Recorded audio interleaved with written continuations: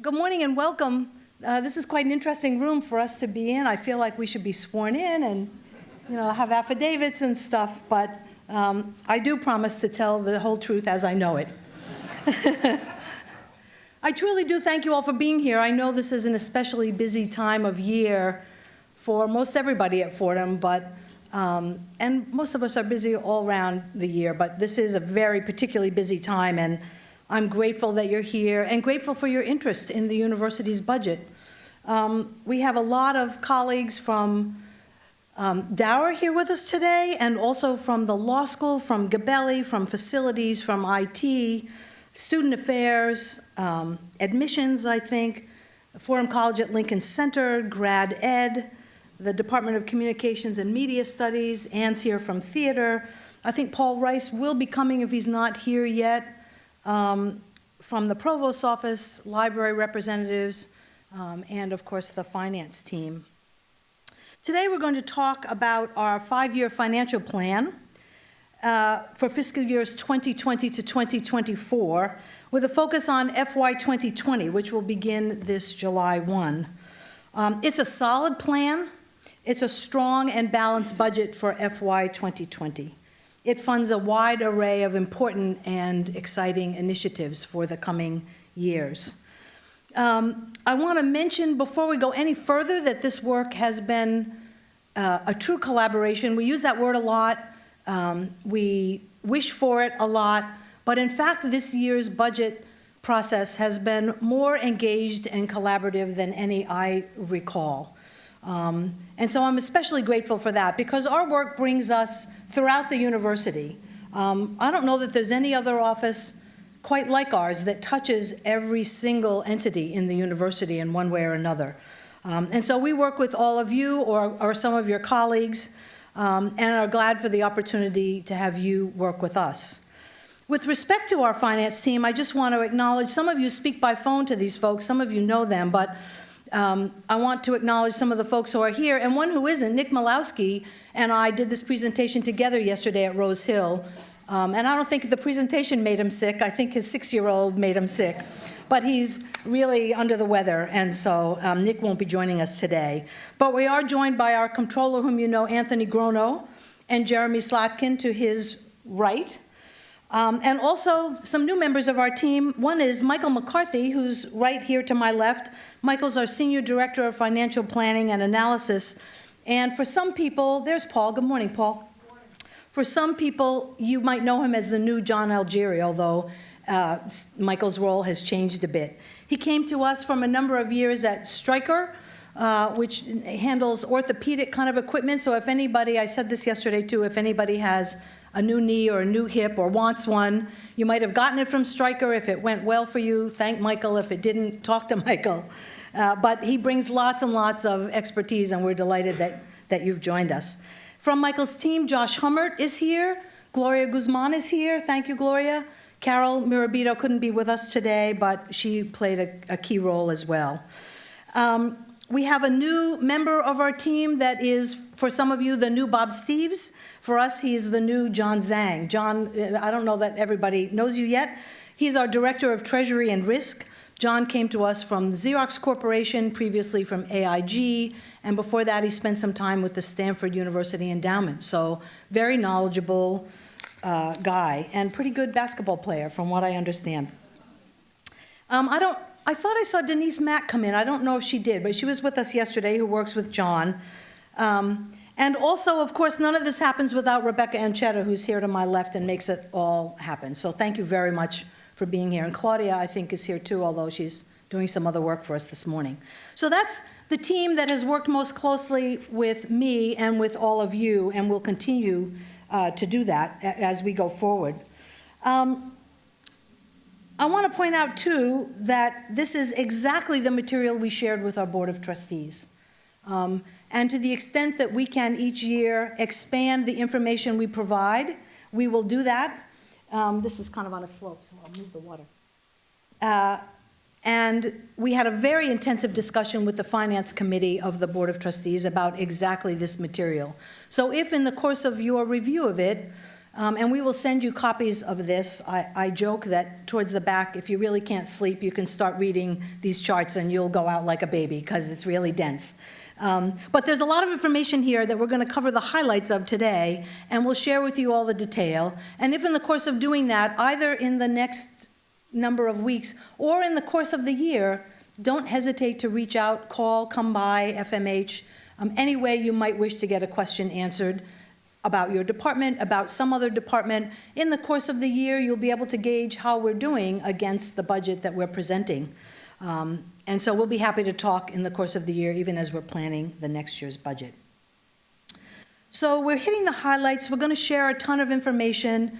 Even though you'll see all the charts and graphs and sort of spreadsheet type material, I visualize a budget, maybe it's because of my city planning background, but I visualize a budget as sort of a water supply system, bringing the resources, some resources, into the system that our university is and making sure that those resources get fed out into all the rooms, if you will, the quarters of the university that need to use those resources. And that's really our job, to ensure that the resources are there, to ensure that they cover what we need, and then to make sure they're getting to the places they need to go and we want them to go.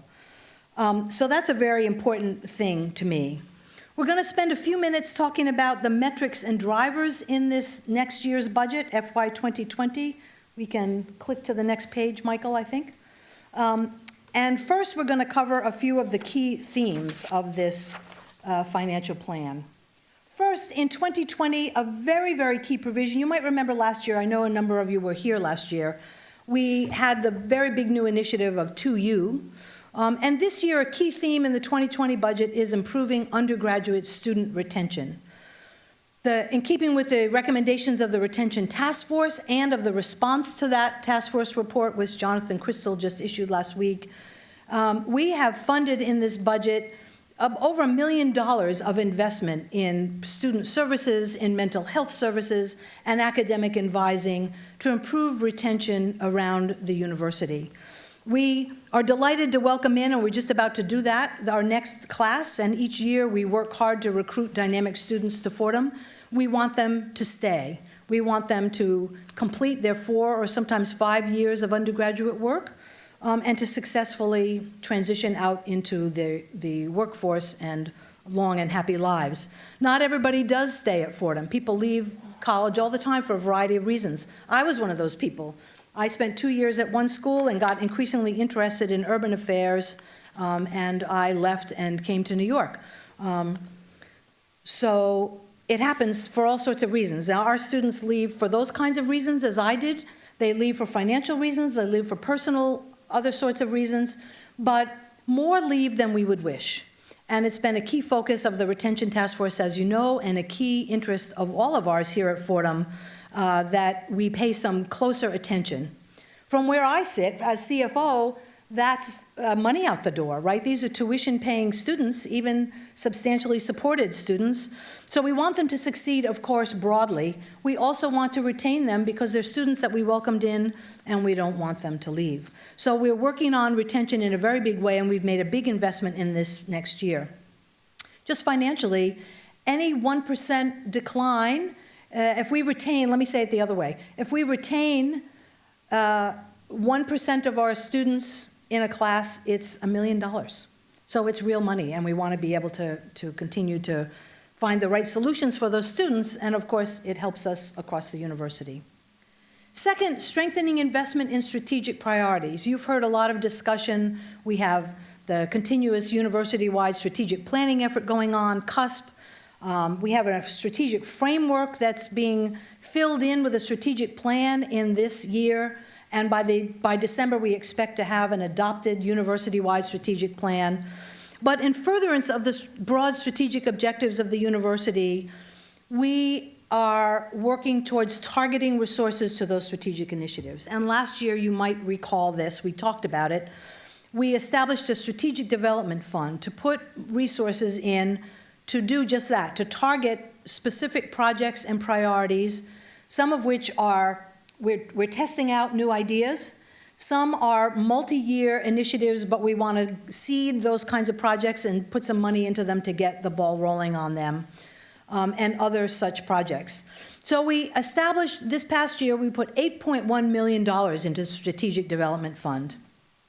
And it's earmarked for spending over the next 3 years on a variety of projects, which include some student retention initiatives I just spoke about, some new academic programs, some strategic partnerships, some marketing and promotion. You know, in some quarters, marketing is considered kind of an unseemly thing to do, but it can't be true in higher ed. We need to do more and more and more of it to sell ourselves, to be able to promote the very dynamic and wonderful place that Fordham is in all its aspects. So we will be able to share with you a list of projects that have been recommended to move on to the next step of this round of strategic development funding, where they will refine their budgets and establish some metrics to measure their success, and some additional projects that are good projects but that need more work or that need to reapply next year for funding. A third theme in the 2020 budget and long-term plan is emphasizing non-student revenue streams. And I'll come back to this in just a couple minutes, but we've expanded our budgeting process to be able to capture some of the other revenues that come into our budget beyond tuition and room and board and fees. So I'll come back in just a few minutes to that point. And the last theme in this 2020 year is we're repurposing resources to adapt to a changing landscape, and two key examples of that. You all know, one of the reasons I introduced new colleagues to you is because several of the colleagues I mentioned took advantage of the voluntary separation program we offered last year to administrators. And that program was designed to do two things. It was designed to assist people who were getting close to thinking of transitioning away from Fordham, not all in retirement, some to a next chapter, other chapter of their lives, but also for us to have the opportunity to refresh our units in certain ways. We all know that work that we're doing now isn't necessarily the same work that we were doing in our areas 20 years ago, say, or that is done in a different way. And as a result, we need sometimes different skill sets, new ways of thinking about things.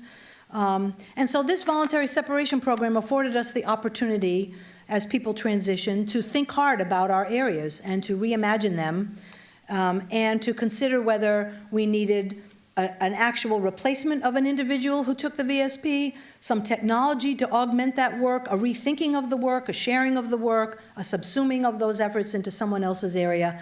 We all, as managers and leaders, had the opportunity to consider those things as this staff transitioned. And so not every position has been or will be replaced. And in the course of that VSP, of course, a byproduct is we have saved some resources. And very substantially so. With respect to the VSP, we've been able to save several $1 million. And so that is money that we can repurpose around the university. The other significant example is health insurance. We modified our plan 2 years ago, you'll recall, and we did a couple things with respect to the plan, including incentivizing folks who may have a spouse that has other health insurance and the family could be covered under that plan. And so you get a waiver from your employer to not use your employer's plan and to be covered under another plan. So long as everybody's covered, that's our interest. But in incentivizing people to do that, we had a number of people move away from Fordham's plan to a spouse's plan, and that, of course, results in a lesser expenditure on the part of Fordham. As I think you all know, Fordham pays 85% of health insurance premiums, and employees covered by our plan pay now, all employees that are covered, pay 15%. In addition, each year we negotiate with our carrier, it's United Healthcare, on the premium that we're going to pay. And while overall health insurance costs have gone up and up and up, and we slowed the growth of those cost increases 2 years ago with our renegotiated plan, we always think there's more to do with respect to the premium and the health insurance carrier, and any carrier. I'm not saying anything that those folks would be surprised to hear. They say, oh, Martha, we can't possibly reduce the premium, you know, we're losing money hand over fist with Fordham's plan, and it's just not true. So we engage in pretty significant negotiations. And last year, United Healthcare said to us, well, we can't possibly go below. They started at an 8% increase, moved down to 2% and said kind of like if we close today, we can close at a 2% increase. We kept at it, and eventually we got a 3% reduction in our premium cost. So 5-point swing. And so that meant if you were already paying 15% of the premium, then you saw a bit of a reduction in your premium cost because you were paying 15% of a lower number.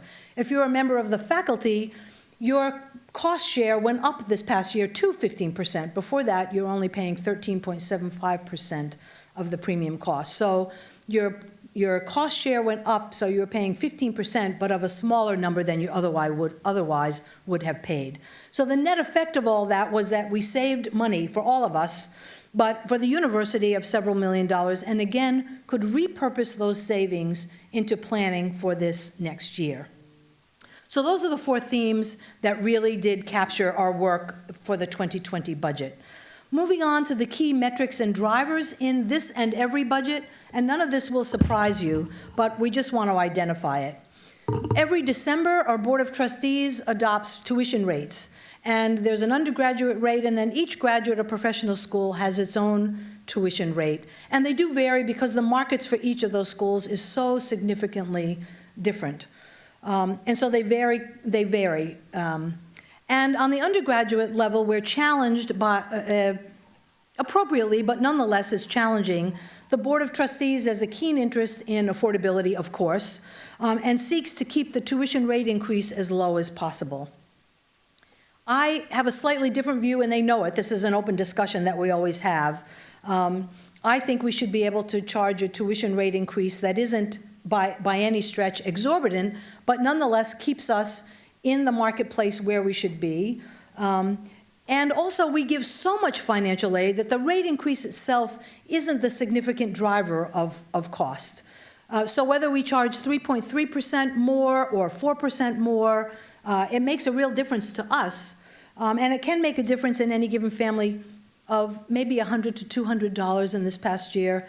Every little bit matters. I don't dispute that for a minute, but we try to have the conversations with the board that talk about balancing out rate with numbers of students. So for the last couple of years, and this year was no different, the board enacted a tuition rate for undergraduates of 3.3%, as you can see up here, and then various rates for the graduate and professional schools.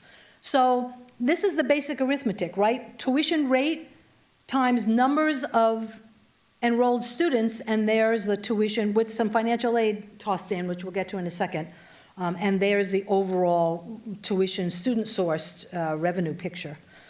You can see we expect to enroll full-time equivalents 15,471 students here at Fordham this next fall, and that's including an incoming freshman class of about 2,200, 2,240, we think. And the numbers look very good for doing that as of this past week when, of course, deposits were due. And there'll be some ups and downs over the summer. And you can see the other enrollment targets for the graduate and professional schools here. Financial aid, of course, is a critical component and a key metric and driver on the budget side. And you can see the discount rates here, which is reflective of the sticker price and then what folks actually pay. So on average, the discount rate off the sticker price for Fordham is 48.4% for freshmen in this budget. We may come in slightly lower than that, we'll see. And you'll hear me talk more about how we try to manage the financial aid budget in a broad way. We show per student metrics here. There's often an interest in what it costs to educate a student at Fordham and what, on average, a student pays, so the net revenue and the net cost per student. And you see the undergraduate number, and you see the rolled in all students together, the full-time equivalent overall average. The key thing to take away there is net cost per FTE is about $42,000. Net revenue per FTE is about $39,000. So costs us more than we, on average, bring in per student. Those lines the gap hasn't opened too much in those two lines, I'm glad to say, but of course it would be much better if they were reversed even a little bit, and if net revenue were a little higher than net cost. But we're not alone in that challenge. There aren't too many schools like us around the country that don't have this same experience. Other noteworthy revenue drivers include endowment payout, of course. Each year, we pull out of the endowment, each year the finance committee of the board reviews the spend rate, which is a percentage of the endowment that gets pulled out for use in the operating budget. In most schools, it's 3.5% to 5.5%. We're right in the middle at 4.5%. The finance committee just reviewed that and affirmed that percentage rate in February. And so that money comes out of the endowment into our operating budget, 4.5% each year, and that's about, Anthony, $30 million? Yeah. There's a slight increase in room and board rate this year, 3%. And then there's an overall increase in operating fundraising over last year. And many of you are from Dower, and I personally thank you all, Roger and team. We've had lots of conversations about this in the last couple of years, about expanding our opportunity for unrestricted donations. And it's challenging because donors often have key interests of their own, and they want to restrict their donation to meet those interests. But of course, for us, having maximum flexibility is desirable. Yes, thank you for your money. Give us your money. We'd like to figure out how to spend it. So to the extent that people are willing to contribute in that way, we're delighted. We're also mindful it doesn't always work. But when it does, we're really thrilled about it. And we have been working together to increase that portion and have had really great success. You all have had really great success, and I personally thank you for that, especially as compared to prior years. There was a real redoubled effort and has been very, very beneficial. And then I noted the transfer into the Strategic Development Fund of some revenues there. So the numbers of those dollar amounts, they're not so big as compared to tuition and room and board and fees. Over 90% of our revenue comes from students. But still, every little bit helps, and they're all important and they all matter. Noteworthy expense drivers, salary and wage increases are significant. And we're showing these expense drivers with 2U and without 2U. And I'll come back to a slide about 2U, the online partner with which we engaged last year for courses, particularly at the Graduate School of Social Services and Grad Ed, and some other schools are coming online too. But it's a very significant development in the university, and so we're capturing the with 2U and without 2U numbers so we can demonstrate in part how significant an impact 2U will have for us. Salary and wage and fringe constitute, no surprise, over 60% of our operating expenses. We are a human services enterprise. We are an enterprise of people, and so it's paying people for their services that is the lion's share of our expenses. Other operating expenses, you can see them too here. They increase 13.5% this year with 2U, and without 2U about 5.5%, and we'll come back to a slide that focuses more on these things. So these are the key elements, the key drivers in large measure of the budget that we enact. Here's the proposed 2020 operating budget. And it shows that net tuition and fees we anticipate will grow 5.9%. You can see that up top. Revenue growth we expect to grow 6.9%. It's good that the 6.9% as big as it is. But when you look at operating expenses, they're going to grow 7.5%. So again, we would wish that our expenses grew at a slower rate than our revenue, of course. Who wouldn't wish for that? But the important thing about the right-hand side of this slide is the target percentages. We are working across the university with increasing success at kind of putting parameters around all the revenue categories and all the expense categories. That in order to pay for all the things in the expense area that we need the amount of revenue that we target above. And so we do have targets. We keep track of our environment. We keep track of the cost of in higher education. There's a HEPI, it's called, Higher Education Price Index. We're very mindful of that index and what kind of it costs to function in our sector. And we put parameters around what we have the expectation and hope for in any given budget year and then in the out years as well. So you see the target percentages on the right-hand side and then in the FY 2020 budget where we landed. And most of them look really very good. Some of them aren't exactly where we would have hoped, but they're closer than they've been, and they do reflect real and significant management of budgeting on the part of really everybody across the university. But when we're talking with parameters, then we begin to be able to shape the out years as well, saying this is the kind of growth or lack of growth that we need in the near term in order to be able to stabilize our fiscal picture. And that's one of the best things about thinking in 5-year periods as opposed to just incrementally year over year. We get the opportunity to plan a little more thoughtfully. You can see 2 key things below. The endowment spend rate is noted there of 4.5%. The operating result, I want to point that out, and the contingency, I want to point those 2 things out. This year, and our forecast for the end of this fiscal year, which will end in just about 6 weeks or so, we have in this budget a contingency of $2 million, and we show a projected operating result of $6.9 million, which is really great. Going forward, we budget a contingency of $1.5 million, and that's for all the unavoidable things, and an operating result of $3.5 million. I think those are 2 categories of expense. I think of the operating result as an expense when we're building the budget, that we need to build into every budget we adopt. And I hear, some of you have heard this before, but I hear my own dad's voice when I do that you start by putting money in your savings account, however little it might be, if you can, and then pay rent and buy food and stuff. And it is one more expense, a contingency, and having an operating result, having a little set aside, having some to grow with, is just prudent on our part. We can't always do it. We've had years when we haven't been able to do it. But if we build in as a discipline for all of us, that's just something that has to be one of our expenses, then we manage all the rest. And we've been able to do that in the last few years. And again, it takes everybody rowing in the same direction for that to be true. And so obviously as CFO, I'm very grateful for that. But it's also important and prudent for us. We demonstrate our fiscal health in these kinds of ways, showing these kinds of results. And we need to demonstrate our fiscal health in myriad ways. To students and families who are coming, they want to know that we're a thriving concern and that we're reinvesting in our university. To outside folks in the world of higher ed, to ratings agencies, Standard & Poor's, Moody's, and Fitch, they all look at us every other year, really, to see how we're doing. And they will be looking at us more closely this next year when we likely go out to borrow money to finance the renovations of the campus center at Rose Hill. And one of the ways we demonstrate our fiscal health is by actually being fiscally healthy.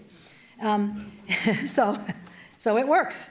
Now that number isn't what it ought to be. You've heard me talk about this before too, that 3 to 5% of our operating budget is really what that number ought to be. And you'll see when we show the 5-year plan our attempt to grow that over time. But it allows us great flexibility ultimately, and we hope to, I don't know what the word is for double Dodrin's bicentennial. I don't know if there's, but we want to be sure that whoever's here in the years way ahead have the opportunity to build on our success, and that means we have to plan for the long term as well as the very near term. So that's the proposed operating budget for 2020. Here is where I talked about revenues other than tuition and room and board and fees that come into our budget. We receive a lot of money and spend the money from donors and grantors, both government agencies and private foundations for specific activities. And they come into our budget on pretty much annual basis. Some comes into Dean's funds, you may know of that. Some come into athletic programs or other academic programs that are of interest, or perhaps a theater program. There may be some people who are keenly interested to fund specifically those kinds of entities.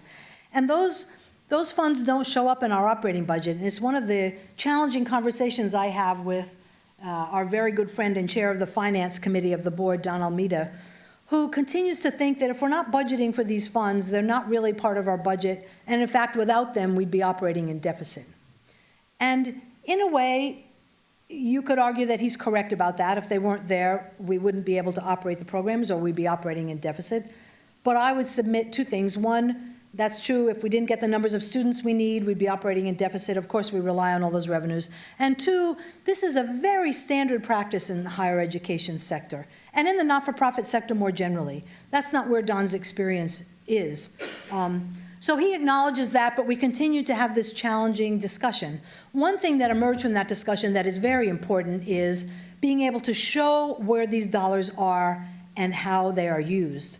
And so we have committed, and we have begun in this budget, to capture some of these dollars and to budget for them.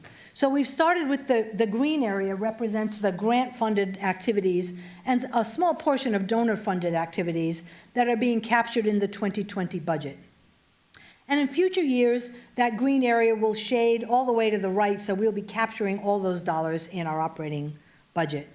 So it will change what the numbers look like, and it won't be that we'll go from $600 million to $680 million because we generated that much more revenue. We'll just be showing all the different categories of revenue that come into our budget. I think it is more transparent. It allows us all to be accountable. It makes everybody nervous to say, well, if I have to put those dollars in the budget, then that's saying that I'm expecting them to be there. And that's true. We have the expectation that they'll be there. But we already have that expectation. So again, we should say it out loud and plan for it and account for it. And that's what this effort represents. Okay. The 21 to 24 financial plan. We spoke about the 2020 budget. The out-year budgets, I want to just spend a few minutes here. We make a certain number of assumptions when we do a 5-year plan. We make enrollment assumptions. We make tuition and fee assumptions, and for this purpose, we stayed for the undergraduate rate, and I think the graduate and professional school rates too, at this year's rates. So we didn't presume anything different in rate increases in the out years as we did in the 2020 budget. We presumed a certain level of financial aid growth, but a slower growth than we had previously anticipated. But we do see some changes here. And they have a lot to do with the 2U program growing and slowing financial aid, as I said, and slowing a little bit personnel cost growth. We also, so you see the net tuition growing over the time of the 5-year plan and the change, roughly 6%, 6 or 7% year over year. And you see total operating revenues growing a little more slowly than that, 5 to 6%. And then operating expenses grow roughly 5% over that period as well. But you see our operating result growing over the 5 years, and we're trying to do that for just the reasons I spoke to before. I'd also point out a key note is that in FY 2023, if you look at the depreciation and interest lines, they go up quite significantly as compared to 2022. And that reflects the first phase of the campus center renovation project. So we'll be, and interest associated with borrowing, the money we anticipate borrowing on that project in the coming years.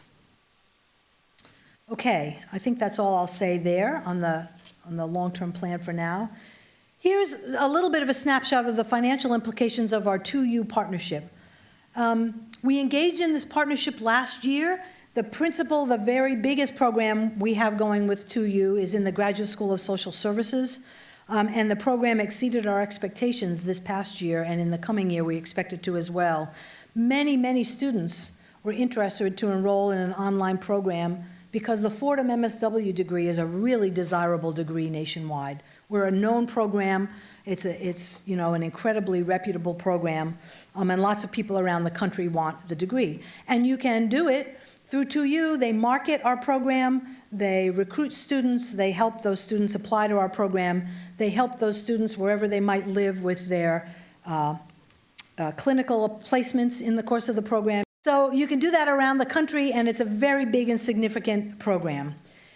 So we are generating, we've budgeted for 2U tuition. 80% of it is being generated from the Graduate School of Social Services, but we have programs going with the Graduate School of Education. Some of you may be involved in them if you're here. And we're also this next year beginning programs in the law school and Gabelli. So you can see the revenue share as a percentage of net tuition and fees to 2U is significant in that it's a revenue sharing program. We share the revenues with them. So for two of the programs, for Graduate School of Social Services, it's 60%. For Graduate School of Education and Graduate Gabelli Business and Law, it's 65%. That's significant. They capture a significant portion of the revenues. But the balance comes to Fordham, and that's also significant. So you see the revenues growing over time here over the next 5 years, and then they sort of level off a bit as we get to a steady state with 2U.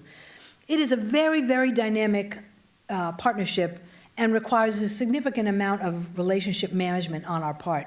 And our office, together with the Provost's office, is working hard on that. There are growing pains, as you might guess. The GSS program is the largest that 2U has in its portfolio of such programs, and so it's a learning experience for both of us. But it makes our programs accessible to people around the country who wouldn't otherwise have the opportunity to come here to New York to engage in them. So it is great, and it's exciting. And we do think about, one of the things about the long-term planning we're doing, you might know about Purdue having bought Kaplan. You might know about Arizona State having acquired a program as well. There are entities out there that are thinking about acquiring, at some scale, online programs and businesses that have already done this work. And whether or not way down the road that's something Fordham is interested in, I don't know, but it's an example of the kind of thing we all should be thinking about. What is the most effective for our students and then cost-effective way of providing opportunities? And so that allows us to think very broadly, including about online programs. So we're going to continue to show what our relationship is like with 2U financially and otherwise in our budgets going forward and in our financial plan going forward. We have a lot of supplementary information in this presentation, and I'm not going to talk about all of it, but we'll swing through. There's a lot of detail in these coming pages. And again, you can go through it at any point or refer back to it, and should you have any questions as the year unfolds or the week unfolds, don't hesitate to be back in touch. So we'll just flip through pretty quickly, Michael. Here are the per student metrics I referenced before, the cost of educating a Fordham student, the net revenue we receive from each student, and again, you see the difference between the cost and revenue. Student source, that's fine, that's all we need to say there. Student source revenue, it just makes the point here. You see the dollar amounts of net tuition that we capture, and auxiliary enterprise revenue, which is the really room and board.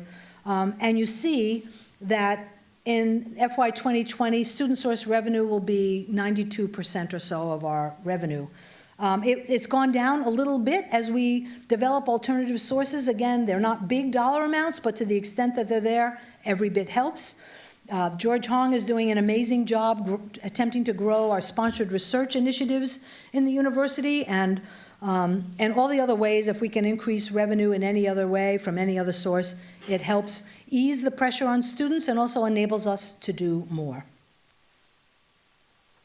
Enrollment estimates, this just gives you more detail of the undergraduate enrollment that we anticipate in 2020, the fall 19, which is the start of the fiscal year 2020. And you see a few ups and downs on a school basis, a little bit of an increase in undergraduate enrollment overall, an increase in graduate enrollment, and the Graduate School of Education and the Graduate School of Social Services have the biggest uptick in enrollment. Why? 2U. That's where you see the capture of enrollment growth in the overall university enrollment estimates. Tuition rates, this just shows you school by school what the tuition rates are. And here up top, you can't help but notice 3.3% of $51,000. This is very expensive. And so it's no surprise that the board and everybody else in the university is focused on tuition rate, even if I am hoping to capture every single nickel I possibly can. But the rates are significant. And you see in all of the graduate schools, some of these are per credit hour and some are full freight. But you see, for instance, a careful, small uptick in the Graduate School of Social Services. We have a very expensive Graduate School of Social Services, but if you were to capture, the overall likely income of an MSW as compared to a Gabelli MBA, you know what they'll be like, a social worker versus somebody who's been successful in the business world. So it's an expensive thing to do, and there isn't the opportunity to really garner the financial rewards. There are other rewards, of course, but not the financial rewards. So there's even more reason to try to keep programs such as those and in the Graduate School of Education, and probably religion and religious education, more modest. Tuition and fee revenue by school, just a few minutes there, so you can see the overall dollar amounts that are captured in our schools. And that really just speaks to the scale of the various schools in the university and where the revenue derives. Obviously, significantly at Rose Hill, Fordham College at Rose Hill, and the Gabelli School of Business on the undergraduate side, and also Lincoln Center, Fordham College at Lincoln Center, a significant source of revenue as well. And then you see below on the graduate level, the law school is the largest generator of tuition and fee revenue for the university. So this just gives you, we all know the scale of our schools and programs, and this just gives you a sense of the financial scale of all of them. Tuition and fee trends, there's not much of a change here. You see some modest but stable growth in undergraduate revenue estimates here. And the graduate revenues are trending upward, but that's mostly because of 2U. And many of our programs would have a much more flat line, we think, if it weren't for 2U. Financial aid, we spend a fair amount of time, of course, talking about financial aid. And by the way, when we talk about enrollment estimates all fall with your colleagues, some of you and with your colleagues, and deans and enrollment folks, Dr. Stace, John Buckley, others, Mike Tavis. We don't just focus on the revenue. We don't just focus on trying to trim up financial aid. If we seek to engage in growing enrollment, then it's a much broader conversation. And we include, of course, student affairs. We have to think about housing. We have to think about all the program and mission. We have to think about all the program dimensions of providing the student experience. So we can think from where I sit, 2,200 students, you know, what's 2,300 students? It can be a big deal, of course, in terms of housing, in terms of sections of students, teaching, the ability to cover sections, all the other co-curricular activities, the services we provide to students. And so we have very substantial conversations, not just in Q, IT, some of the technology impacts of growing the numbers of students we have on campus and virtually on campus. So we've expanded some of those conversations so that when we talk about them, we're not saying, we're not directive of the conversation. We're not saying in finance, you have to add 15 students. We're saying, is it possible? What are the implications of doing it? Can we plan together to do it? And we've had really great outcomes as a result of that. And that includes kind of rearranging financial aid and targeting financial aid and refining an already very refined process of financial aid administration because it is so significant to us. Along those lines, a discount rate comparison, and it just points out really that our overall discount rate for undergraduates is, as I said, for this coming year will be 48.4%, but it varies pretty widely between Fordham College and Gabelli, and the discount rate overall varies there between 40% and 51%. And there you see just the range of students that are coming to Fordham and their range of need and the nature of the programs they seek to enter. And on the graduate side, you see a growth there that's double-digit in financial aid. And the discount rate has slowed a little bit, and I'm happy about that because we need it to. Graduate financial aid is increasing across the country. There isn't the same level of support for graduate students as there had been. Lots of people, particularly on the business side in the financial sector, had their employers covering the costs of going to graduate school, and other businesses did as well. And that's changed significantly over the last number of years. And so particularly in Gabelli, but the law school in particular, has seen a real uptick in needing to provide financial aid to maintain competition and be able to attract the very strongest students to Fordham Law School so that they choose to come here which we hope they would choose anyway, but nonetheless, make it as affordable as possible for them to come as compared to some of our competitors. Financial aid trends, you can see the growth, again, modest growth in undergraduate financial aid. It's moderated a little bit, and we're glad for that. And the financial aid trend in graduate school has been accelerating in recent years. We're going to try to slow that trend a little bit too. Okay, I always want to be sure people have some idea of this. We have about 2,333, we're among them. This group plus 2,300 or so other people are the full-time employees here at Fordham. And as I said before, salary and fringe comprises about 61% of our operating expenses in 2020. This chart shows you where around the university our employees work. And our goal is to maintain a modest amount of growth here. It's inevitable that there will be growth as we expand and add programs. And I'll talk about that in just a minute. So we need to grow. We always do. We're growing and evolving, but we need to grow in a targeted and modest way so that we can maintain our financial stability as we do it. This next year, we're adding 41 new positions here at Fordham, and they are really targeted in a way. These are all positions that are deemed to be strategic for either new initiatives or for work that's already underway that we need to replace folks or add to teams. So these include about 14 people related to online growth, 10 of which are faculty and 4 administrators, 6 or so associated with undergraduate retention and student success initiatives. They're in academic advising, they're in mental health, they're in a couple areas around the university. We're adding 5 athletic trainers and strength coaches. A gap was identified there in our athletic arena, and it's very, no pun intended, I guess, in the athletic area. And it's very important that we be sure that we have the right ratios there for our student athletes. And not just our varsity athletes, by the way, but we have hundreds and hundreds of students who participate in athletics at the university. Some international enrollment support, 3 positions, 2 augmenting the DARA staff, and 11 others associated around the university. It's not to say other hires won't occur, they will. They'll be named from time to time during the fiscal year, and they'll be compensated within the parameters of this budget. Also this year, there are hires. Every year there's a hiring plan, particularly on the academic side, but there are searches that are done, and they're not always successful in the time frame that they were intended to be. You're looking for a particular kind of scholar, and maybe you don't find just the kind of scholar you're looking for, or for other reasons, a search didn't occur when you expected it to, or in the way you expected it to. Or once in a while, searches just fail, and you don't get the opportunity to get the candidate you want. And one thing about Fordham is people tend to wait to get the absolute stellar candidate for a position.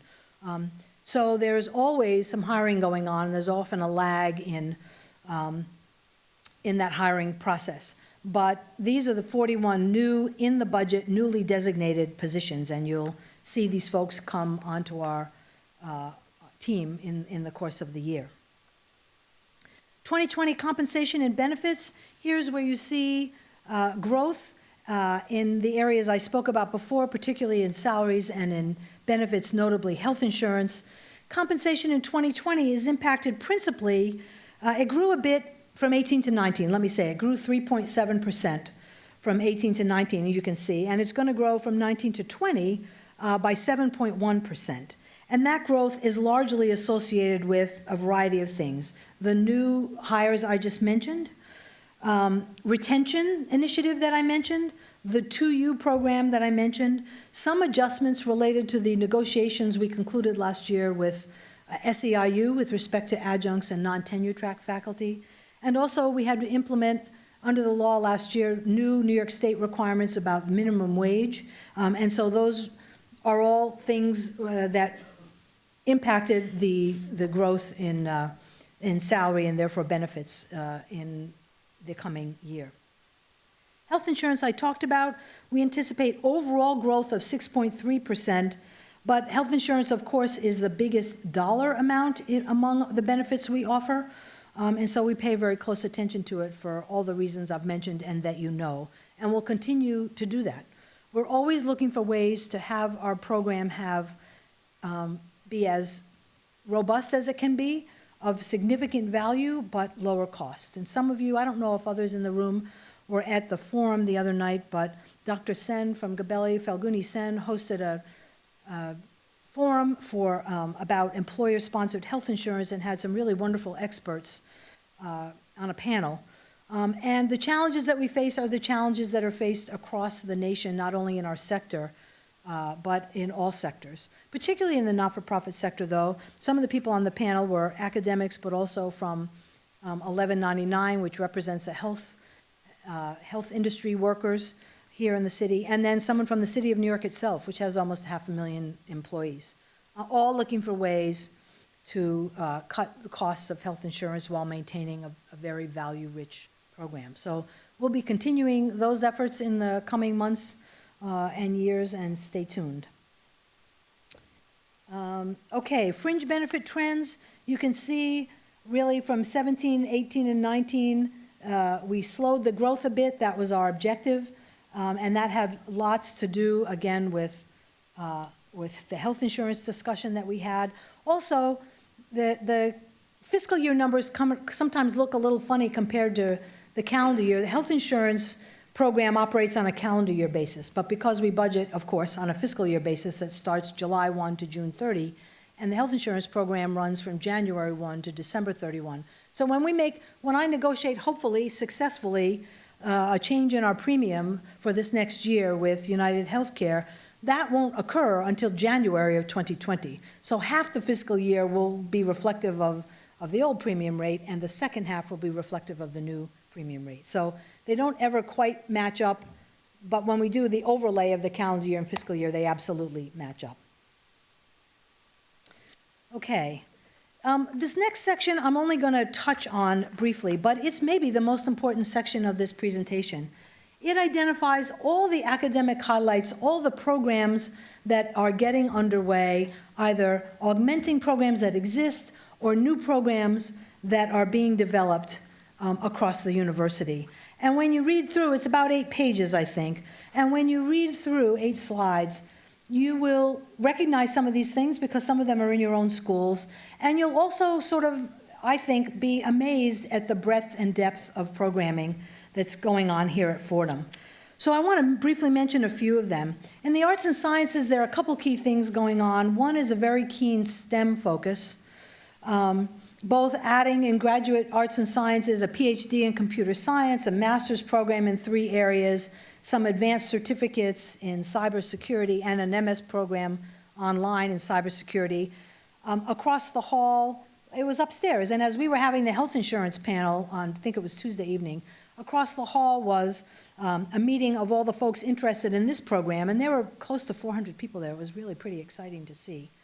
So Graduate School of Arts and Sciences will also be developing an MS in Health Administration and have launched it this year, and in Humanitarian Studies, growing some of the other programs that they have developed this past year. And maybe the most significant thing is that in Arts and Sciences, a document was prepared called Reimagining Arts and Sciences, which is an attempt to weave together more closely all the arts and sciences structures of the university and programming in the university in a very thoughtful way. And it's a terrific document and a lot of terrific work by Dean Badowska and all the members of her team, and Fordham College at Lincoln Center and Fordham College at Rose Hill working together to make our arts and sciences programs even more effective and dynamic. So there's a lot of exciting work going on with respect to the arts and sciences. Let's move on, Michael, to the next page. Undergraduate Gabelli School of Business. There are a number of programs launching there. Also growing undergraduate enrollment at levels that are appropriate for enhancing student academic quality, but there's lots of demand in those programs, and we're trying to capture that demand, again, in a thoughtful way, that we don't grow more quickly or larger than we can handle, but that we grow as quickly as we can handle. So a number of programs are launching, including a marketing scholars program this fall to improve a select group of marketing majors opportunities with alumni and networking around career skills and that sort of thing. There's a new MBA, EMBA program launching this summer for artists and athletes. And I've been saying that it could be pretty fun to sit in on those classes and just see who's to your left or right. Could be a talented Broadway actor or actress. It could be a dancer. It could be a professional athlete from one of the New York area teams, although I think they all should be practicing, but nonetheless, if they're not going to be practicing to up their games, they should come to Fordham and get an EMBA. Partnership with 2U, 2 new MS programs are coming online with Gabelli, Strategic Communications and Management, and a third is expected to begin a year from now. There'll be an MS 2 years from now in Artificial Intelligence and Machine Learning. Feels pretty cutting edge. There's a lot of discussion about artificial intelligence almost daily in the business and other sections of the papers, and so that's exciting.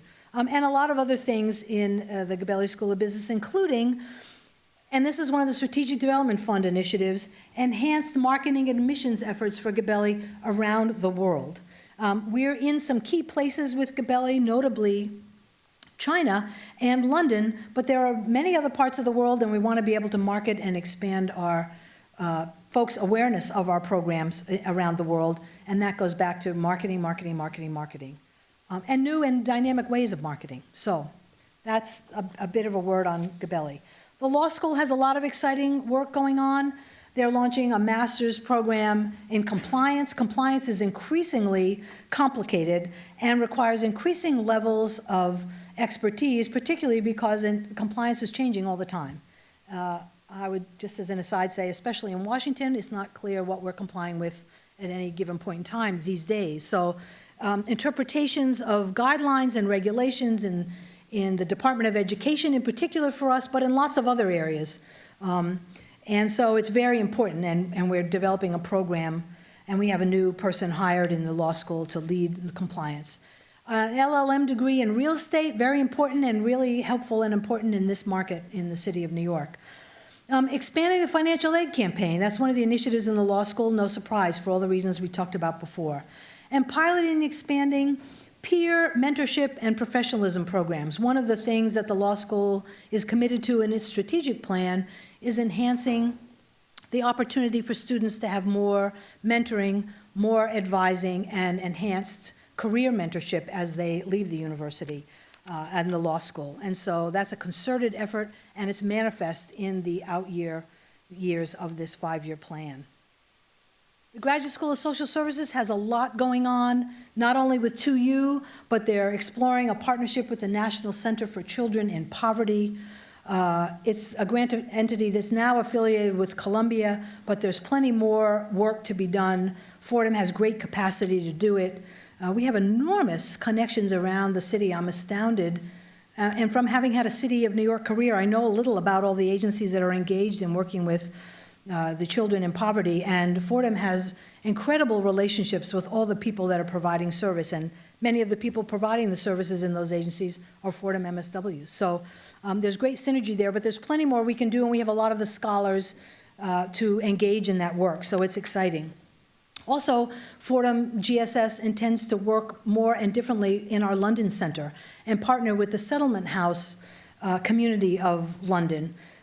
Settlement houses really emanated from the UK, and it's a model that's followed here in the city of New York and maybe other major cities as well, but kind of one-stop shopping, if you will. Settlement houses provide neighborhood-based resources for poor people in communities all around, and the idea of partnering up with the folks in the UK is an exciting one and allows us to find new and different ways to use the London Center. You might remember, if you were here last year, that the London Center was a key focus of the 2019 budget because we were building it out and attempting to expand its uses a bit in the first year.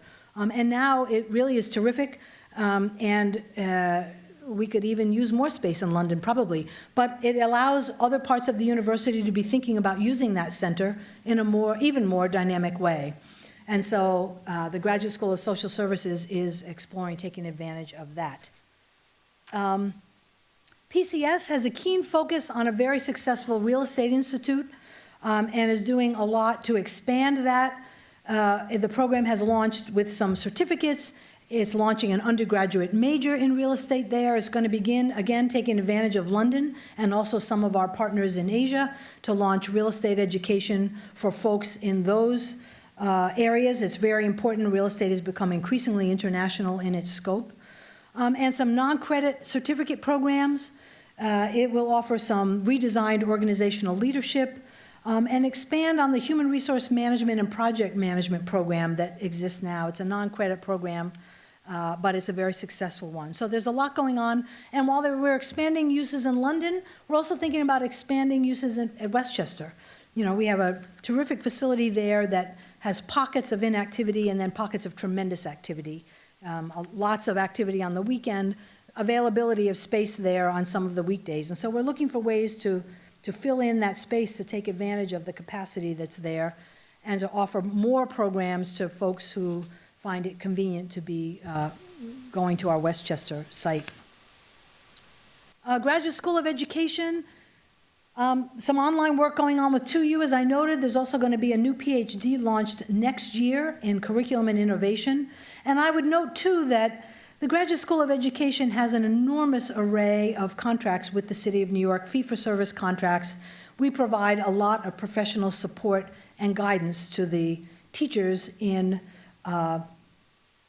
public schools, in private schools, and education, in independent schools here in the City of New York. So an awful lot of the teaching community in New York relies on Fordham for scholarship and guidance. And so there's a lot of work going on in that way. And I should note the Graduate School of Education has gotten a 5-year federally funded grant to recruit 35 specially designed student teacher positions in school psychology or special education, again, to support the teaching community and therefore the students of our city. The Graduate School of Religion and Religious Education, our dean is here. Thank you, Tito, for being here. There's a lot of work going on in Tito's school to expand and grow his programs, both hybrid and online and on-site. But one of the key focuses I know that the school has is expanding the diversity and inclusivity of the program, not only of its faculty, but of its curriculum. I know from Tito that it is a pretty Eurocentric curriculum, and yet our students come from all over the globe and bring with them very different religious backgrounds and affiliations and very, very different cultural affiliations. And so I know he is working hard on efforts to, over time, grow and reimagine the way we provide courses to students around the globe so it is meeting their needs. And of course, in doing that, it enriches everybody in the program, right? Everybody benefits from learning more and more diversely. So there's a lot of exciting work going on there. And I also know Tito's commitment to attempting to raise non-tuition revenue in his school. And so there'll be more to come in the next few years from the School of Religion and Religious Education.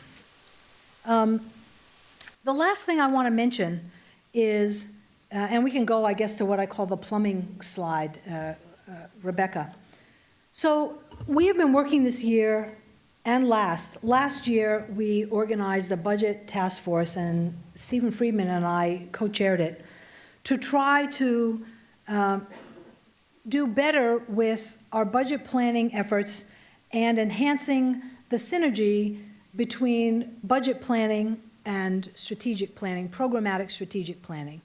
So we would learn a lot about people's ideas through the budget, or we used to call it the B-Prep process. Through that process, we would learn a lot about individual local ideas that people had for growing programming. But what wasn't happening was those ideas weren't necessarily rolling up into a coordinated effort within a school, between schools, among deans, between the provost and us, and maybe student affairs and mission and integrated planning and campus ministry. So the idea of bringing together the strategic planning around the university with financial planning so that we were all collectively way more directive, so that those water resources were flowing in just the way we needed them to.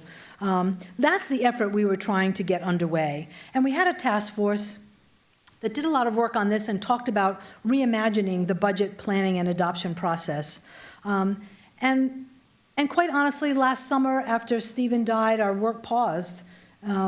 as we were working, he and I were working very closely and directly together on that initiative. But it resumed in the fall, and we began talking with some of the CUSP leaders and also the deans more collectively.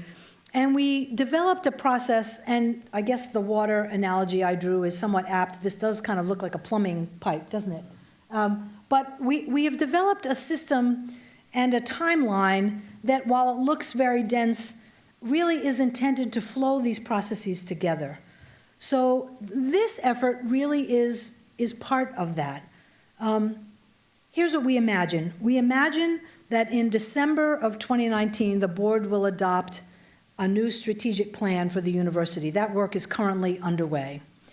And that once that plan is adopted next spring, all the annual reports that we develop and submit will be redesigned as they have been this year, but probably refined next year too, to include much more about strategic planning and have consistent with the overall university strategic plan. So there'll be key 4 or 5 areas, I'm guessing, could be more, could be fewer, that will be university-wide, that we imagine will drive us forward in the next 5, 10, 15 years. And annual reports will reflect those areas, programmatic initiatives that are in furtherance of those 4 or 5 goals. And all the annual report documentation will be submitted next spring into early summer, and after obviously discussion among your own colleagues, and then reviewed through CUSP and sifted as to priorities and synergies and finding things that match up and finding things that work. And we will be in the process attempting to be sure that the cost of doing those initiatives is reflected in the proposals. And then next fall, or the following fall, I guess it would be, there'd be an opportunity for review and commentary university-wide, and that's what this consultative feedback area down here is. This is next fall, September and October. Right, thank you, Michael. So consultation, some advice, information gathering, input from around the university, basically saying, okay, everybody, here's what people have identified to be strategic initiatives in furtherance of our plan. What do you all think? And get input as widely and from as many people as wish to give it. We'll hope it's constructive. We'll hope people will say, this makes no sense to me, or I think a better way of doing that would be this, or this makes great sense. I think our schools could partner up and do some really dynamic things together. I'll probably have some big 5-gallon container of cold water, at some point in the process, because it will involve what's affordable. In the end, when we have an idea of the things that sift through this process and end up as desirable to us, can we afford it? Are they things that we can afford? But even then, the opportunity exists for us to say, well, we maybe can't afford it now, but can we phase these projects? Can we do them over a number of years and get rolling on them? Well, if we have some strategic development fund money, if we have some operating result on each of the bottom lines of our budgets, we'll be able to tuck some money into strategic planning and begin to flow out some of these projects. So this reflects a change in our work, and we're starting with some of it right now. In April, the board adopted this 5-year plan in the 2020 budget. And last week, we met, right up top it says, in May, we would meet with the Budget Planning Committee, which is not the same task force I was talking about. The Budget Planning Committee is a statutorily based committee comprised of administrators of the university and 6 or so of us and 6 or so faculty leaders selected by the Faculty Senate. And we get together in a periodic way. And the statutes provide for that entity being advisory to the president about budgets. And so we are weaving that process in here too, that group would take a look, and they have just now reviewed this material that I'm sharing with you today. And the idea is to get input from them as well. Faculty and administrators working together to think about these broad initiatives with kind of all of us wearing, to the extent that we can, university-wide hats. That's a hard thing to do. We think about our own areas, we think about what we need, but it's an exciting challenge. And if we can work together, there's a lot of dynamic folks in the room with a lot of experience and expertise, and also that have many years of experience here at Fordham and can say, I think this will work. I'm not sure it will work now. Here's what else we need to do. To me, the exciting thing is to think about who all do we need in the conversation, you know? Do we need Hope in the conversation? Do we need Gloria in the conversation? Do we need Tito in the conversation? Who would we like to welcome in to the conversation so that we are doing things as thoughtfully as we can? I can guarantee we're going to have way more on our agenda than we can fund, way more than we can even handle on a planning basis, but that's the good news to my mind. I think that's really an exciting thing. So this is just to give you an idea of the budget planning process that we imagine, and I'll share this sheet with you. And it is our current best thinking. The best thing about these processes, to my mind, is that they engage everyone, and over time we can refine them. If something doesn't work, we don't continue to do it. And if there's, if the process gets clogged, if the pipe gets clogged at any point, that's a problem, because come, next March, I have to have a budget that's balanced to present to the Board of Trustees. We all do, but I literally am the one to present it. And so one way or another, we have to get through this process and come out with a thoughtful and balanced and sound operating budget. But that's where the 5-year plan also is more enriching, because we can begin to show 5-year initiatives, or even longer, but initiatives that we want to get rolling on and have them manifest over a longer period of time. So that's just a word on the planning process we're engaging in going forward, and I think I'll stop at this point and thank you for your attention. I talked a little longer than I might have wished, and happy to answer any questions today or at any point in the future. Thank you. We do have a microphone, a handheld mic, if anybody has a question. It's been long. If not yesterday, I had the opportunity to do this at Rose Hill, and afterwards I was speaking with some of our librarians who said, we really did understand, and so we didn't have questions, and we were going to say that, but you would have thought we were cheese balls, which I wouldn't have thought, but I appreciated the comment. And they said they're not numbers folks, and they really were glad to be there. So we're going to have some more of these forums going forward, and we're going to try to focus on particular areas. Eric Woods will come at one point to talk about our endowment. Maybe we'll partner up with some of you to do some presentations about the relationships. Hi, Don, I'm sorry I didn't see you there. The relationships between our respective offices, development and finance. Some of the deans and finance, I think that would really be instructive. And so there'll be more to come. And maybe we'll talk a little about treasury and risk at some point too. Enterprise risk is an area of key concern for all of us. But with that, thank you all very much. I appreciate your time.